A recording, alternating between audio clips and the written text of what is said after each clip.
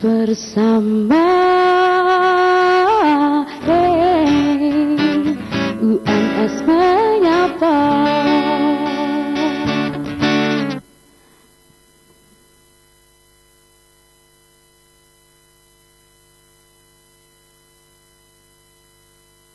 Panto dan Pak Adit selaku Dekan Fakultas Seni dan Desain. Kembali ke Pak Solihin. Pak Solihin, mohon maaf tadi terputus. Bagaimana realisasi untuk mencapai internasional akreditasi tadi, Pak? Yang merupakan salah satu perguruan tinggi untuk mencapai World Class University ini, Pak. Ya, jadi kita tahu bahwa akreditasi internasional itu cuma salah satu aspek dari program internasionalisasi yang lagi gencar-gencarnya dilakukan UNS ya.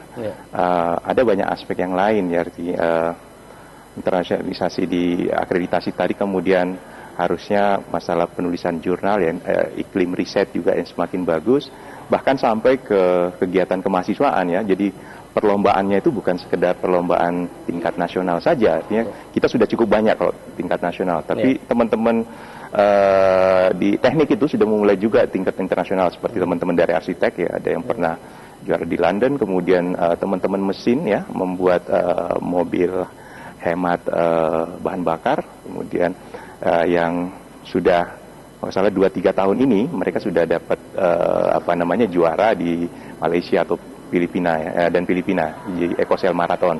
Nah itu dalam konteks itu kita pada posisi sejajar dengan ITB, ITS ya, dan beberapa perguruan tinggi di Asia Tenggara. Nah itu semangat itu yang harusnya saling topang menopang, saling mendukung.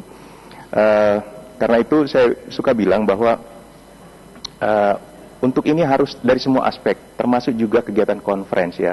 Conference sebagai kita penyelenggara dan conference di mana kita jadi peserta di negara lain. Nah di situ akan jaringan-jaringan internasional kita akan terbangun. Kemudian juga kerjasama riset. Nah sekarang dana tersedia banyak ya. Ada riset group yang sudah dibentuk dan seharusnya itu akan memudahkan kita membangun kerjasama internasional. Seperti 2 minggu lagi kami akan datangkan profesor dari Jepang, itu didanai oleh riset group kami ya, Smart Grid ya.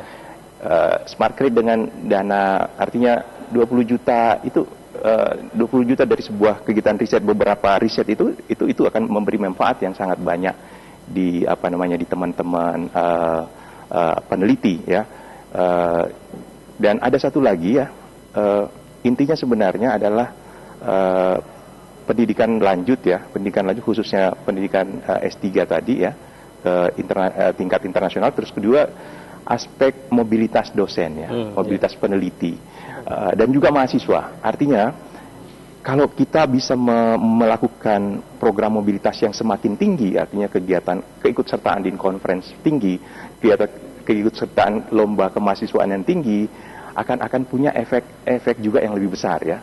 Dan ada satu lagi di kami di teknik ini.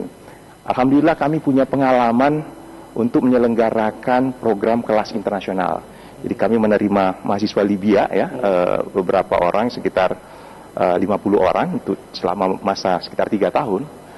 Kalau saya lihat kami bisa melakukannya ya. Tapi memang persoalannya kemarin itu adalah dari kualitas sumber daya manusia yang kita terima ya, mungkin tidak sebagus. Tapi itu kita lakukan, kita bisa melakukannya dan jalan ya. Nah ini artinya kita tinggal mengevaluasi ke depan, mungkin beberapa mahasiswa-mahasiswa dari negara Timur Tengah, Bangladesh misalnya ya, atau negara-negara Thailand dan sekitar Asia Tenggara, itu kita bisa potensi kita untuk sebagai lahan untuk menjadi mahasiswa ya. Dan saya pikir, saya melihat kita bisa melakukannya ya. Terima kasih Pak Solihin. Kita kembali ke Prof. Hanto ini. Rupanya Fakultas Teknik itu sudah akselerasinya cepat sekali. Nah ini Prof. Hanto juga tinggal melanjutkan ini dengan dekan-dekan sebelumnya. Bagaimana Prof? Tadi Prof. Hanto sudah meletakkan kerangka dasar ya, menyampaikan kerangka dasarnya berprofesional dan bermoral. Nah bagaimana akselerasi untuk bisa mencapai itu?